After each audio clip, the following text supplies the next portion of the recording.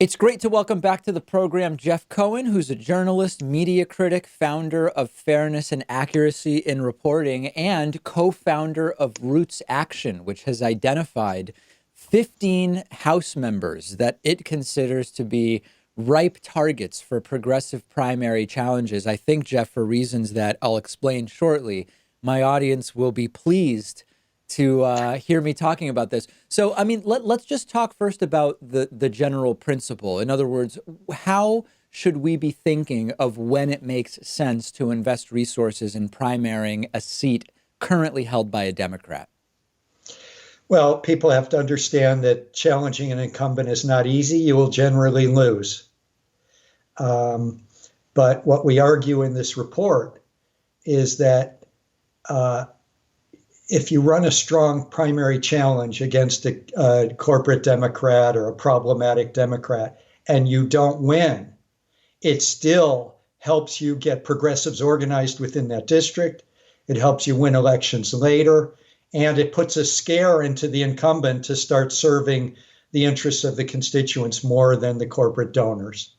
So even if it's going to be a seat that ultimately stays with the incumbent Democrat, there are still specific reasons why it's valuable to challenge some, many, or all of them. No doubt about it, that a forceful challenge is a success. We've seen this so many places where you don't knock out the incumbent Congress member, but some of the activists who've learned electoral skills, they then become members of the city council or the county council. It really helps build.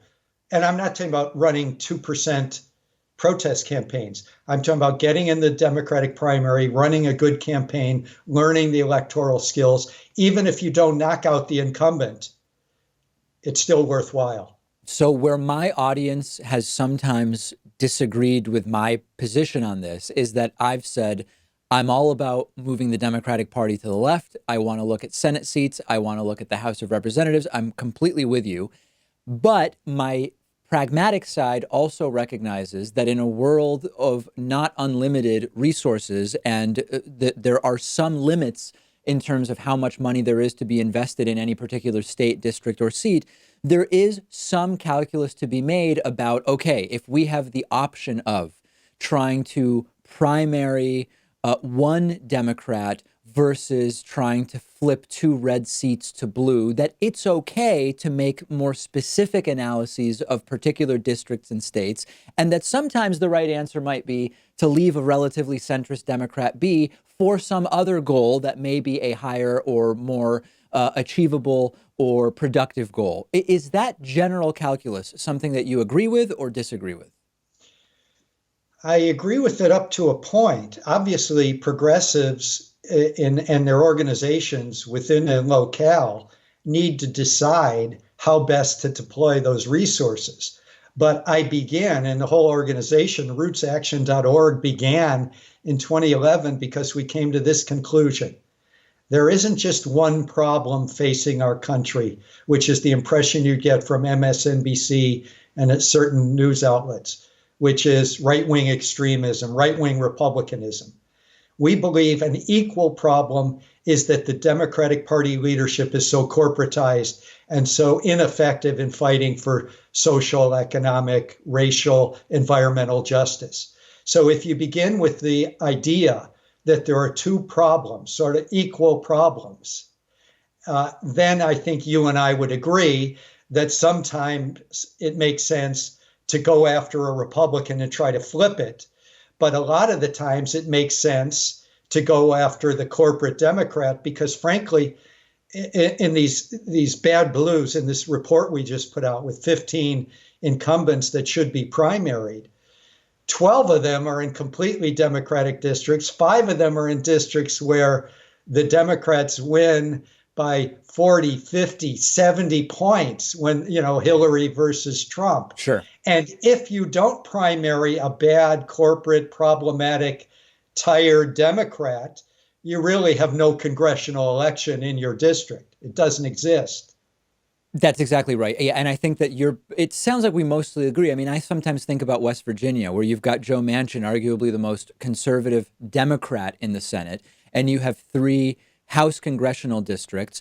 It's interesting, the idea of primarying Joe Manchin. At the same time, when I look at, the second district, which is Alex Mooney's, where he won by the smallest margin of any of those three, I don't know. I mean, maybe it makes more sense to try to flip that than to try to primary Manchin, given the full calculus of the state's demographic, voting demographics and everything. I don't know. Like, is it crazy to think maybe the resources are better spent trying to flip one of those three congressional districts rather than fighting Manchin? I'm not sure.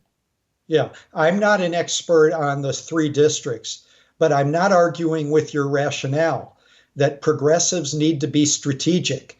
I'm not for like Green Party campaigns where you win 2% of the vote. Yeah. That's not what we're talking about. We're talking about running serious progressive campaigns. And in some places where there are limited resources, you may be right.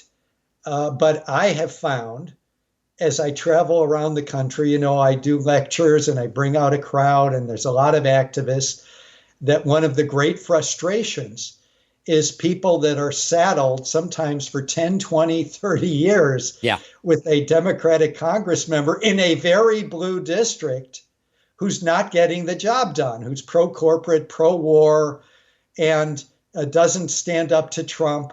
And in those districts, if you're going to have any kind of a congressional role as a constituent, you're going to be running in the Democratic primary against the incumbent. So obviously, in some districts, it won't make sense. I would argue in many districts, it does make sense to primary a problematic Democrat. So the 15 that you've identified in the report, is there some common thread in terms of political positions that is visible across all 15 that you believe is sort of the most pernicious element that makes you say these are the 15 we should target?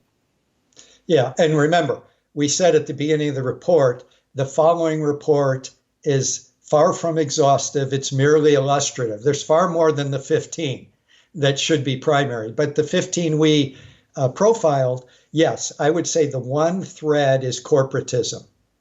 These are people that, when push comes to shove, side with corporate power over working class, middle class, and poor people in their district. Now, there are some that are extreme.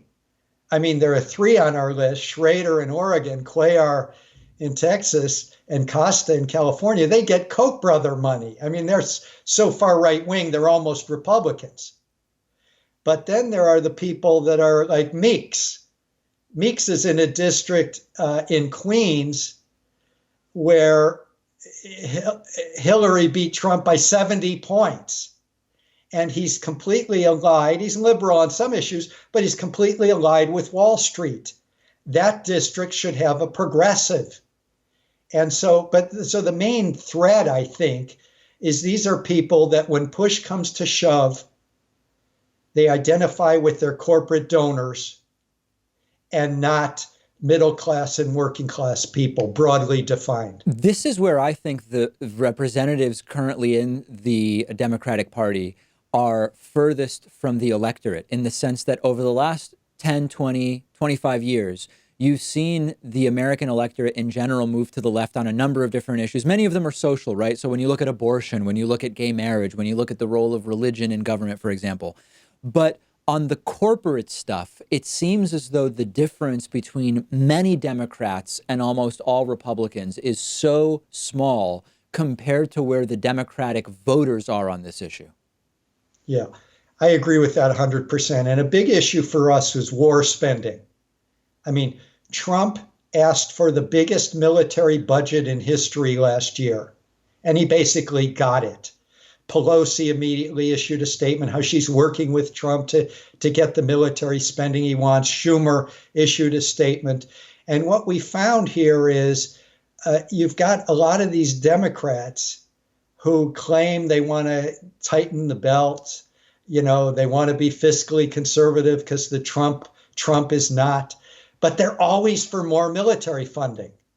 And so a big separating line, as you say, is corporate issues. And another separating line is war issues. I mean, one of the most vulnerable people of the 15 is Eliot Engel. He's the head of the House Foreign Affairs Committee. But on foreign policy and war issues and military spending, he's with the Republicans. I mean, remember, most Democrats in the House voted no on authorizing Bush's invasion of Iraq. Eliot Engel of Bronx, Westchester, he voted yes with Bush. Most Democrats were with Obama in the landmark, let's step away from war and let's have this nuclear deal with Iran. And Engel was one of the minority of Democrats who voted with the Republicans against Obama's nuclear deal. Right. When Trump says we're going to take this destabilizing, he didn't say it was destabilizing, but it was, move of the U.S. Embassy in Israel to Jerusalem, Engel is one of the Democrats that immediately embraces Trump. So now Engel can be liberal on domestic issues, but what really charges him up and the power he has in Washington is he's the head of the House Foreign Affairs Committee. But he basically has Republican foreign affairs views. He should be out. It's a completely Democratic district. But thinking about some of the strategy of running some of these campaigns, I mean, what is the right way to go about them? Because often when you see national groups, and I'm not pointing to yours specifically, but in other cases, sometimes when national groups make decisions about which districts should be targeted for A, B, or C reasons, there is not a very genuine and authentic feel to some of the primary challenges. So what's the right way to run these races? Well, it's complicated. I mean, obviously, Roots Action is part of that mix. We really respect Justice Democrats. We respect Working Families Party. We respect Our Revolution and Progressive Democrats of America and Democratic Socialists of America. I mean, they've all played a role in successful campaigns. Justice Democrats has so far endorsed in 2 of our 15 districts.